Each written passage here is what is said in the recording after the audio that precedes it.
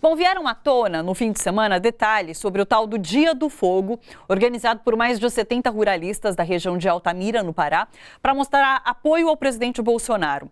3 dias antes de organizarem por WhatsApp os incêndios na floresta amazônica, isso em 10 de agosto, o IBAMA, órgão do Ministério do Meio Ambiente, recebeu um alerta do Ministério Público Federal sobre essa ação.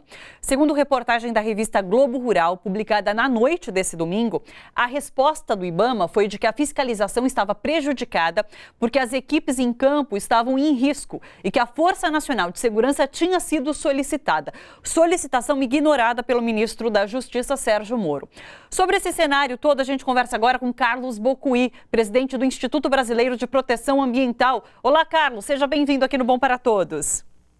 Olá, como vai? Boa tarde. Bem, boa tarde. Carlos, dá para a gente entender que o desmatamento tem avançado, mas a fiscalização tem sido em direção contrária, né?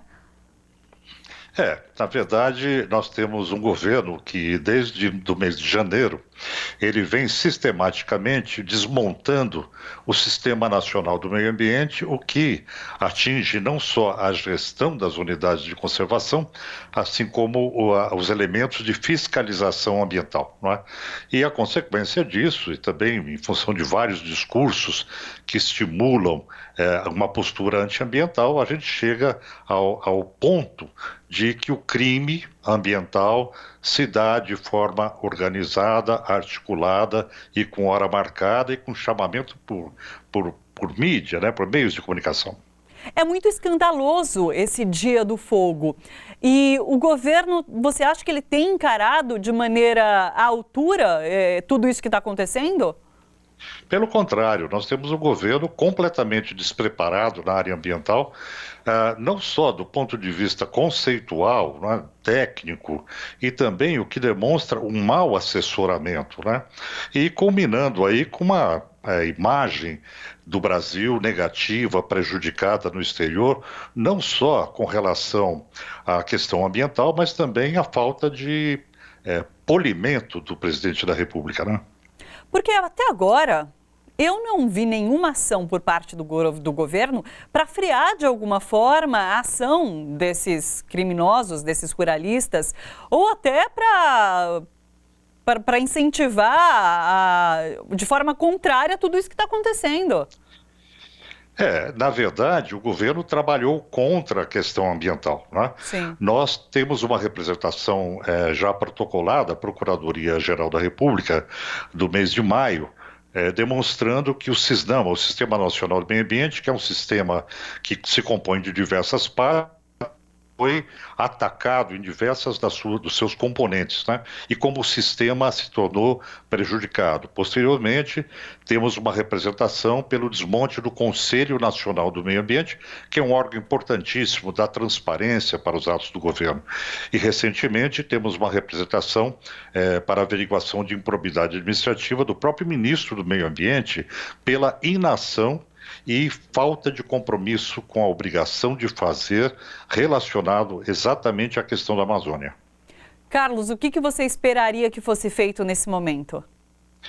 O que nós esperamos nesse momento é uma firme ação da Procuradoria-Geral da República, da Defensoria Pública da União, que tem competência legal para atuar em situações como essa, né, como fiscais da lei, porque nós estamos diante do descumprimento não só da Constituição do Brasil, da Constituição Nacional, mas também da Lei da Política Nacional do Meio Ambiente. Então, diante do estado de desordem, né, é preciso uma medida muito firme para a retomada da normalidade. E fica aqui também um chamamento para o próprio Congresso Nacional, né, no sentido de uma ação mais firme para coibir os abusos de um governo de plantão que está destruindo os instrumentos de Estado, que são responsáveis pela proteção ambiental, da integridade do solo brasileiro. Isso é soberania, né? Pensar em soberania hoje é manter exatamente os atributos ambientais que são próprios da nossa nação e bem de uso comum do povo brasileiro. Pode-se falar em cumplicidade do governo uma vez em que ele tinha sido avisado que isso aconteceria e não tomou nenhuma atitude?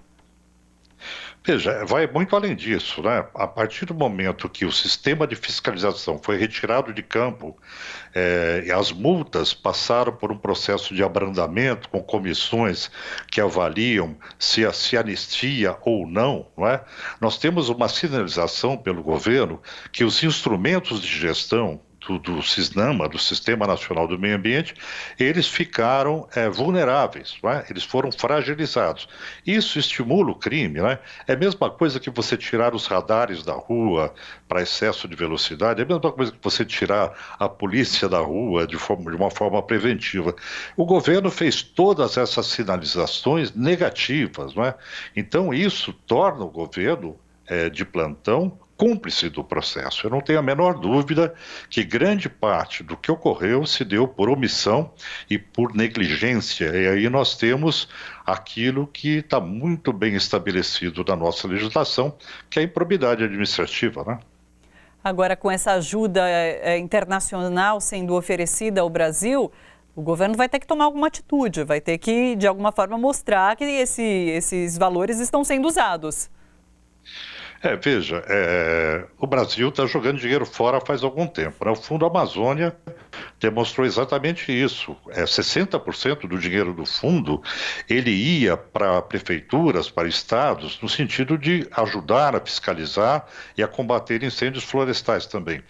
40% ia para a sociedade no sentido de estimular as comunidades a terem um comportamento que fosse mais adequado à preservação da floresta. Então, esse dinheiro, e não era pouco, foi jogado fora, né?